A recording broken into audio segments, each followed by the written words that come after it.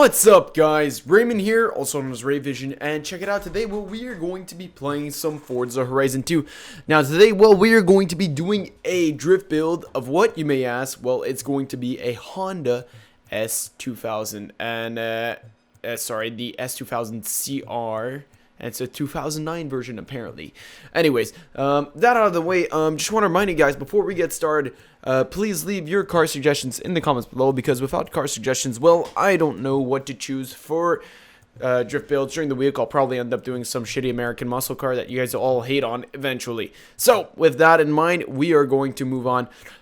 How did I go about building this? Well, I had the option to swap in the 6.2 liter V8, but I decided not to. I decided to keep the stock engine, give it a turbocharger, and upgrade all the other stats to the max. And I gave it a really riced out rim style. I tried to make this a little bit ridiculous, but the point being, it has about 592 horsepower, which isn't bad. It has a really sick sound, and that's the advantage of keeping in the stock engine for this car. You have a little bit nice of a turbo blowbacks, blow-off valve sound. And the turbo likes to whistle, and it's really nice. I enjoy driving it. It's really enjoyable, the sound it makes. You're just like, woo, my car is whistling. Yeah, you can hear it right now. It's really cool. Like, in real life, I've only heard turbos whistle like that just a few times. And whenever you hear a turbo like that in real life, you're just like, oh, that thing's amazing. So, the drifting itself, well, it takes a bit of getting used to, okay? It can go sideways all the way up into 4th gear. It's not the heaviest horsepower build I've ever made for a drift car, but it does a job. So when you get into 4th gear, you really have to be going sideways. It's not like you're going to put your foot down and you're going to start drifting while you're in a straight line. So you really have to swing it out sideways, and then your 4th gear power will keep you going. Like, look at that. It's really good. It has, the gearing's a little off. Not in generals.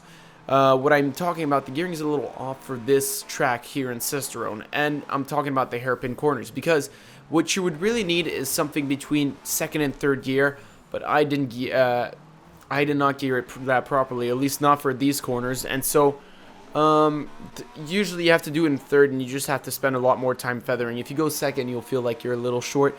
If you go 3rd, it'll be a bit too much and you'll spin out, so you have to be a little bit smart, we'll say, about what you do if you're power. That power! But yeah, apart from that, really enjoyed this car. Someone has been asking me to do it for months now, and I finally got around to doing it. I was like, but I don't want to do a Honda S2000. Ask Willie.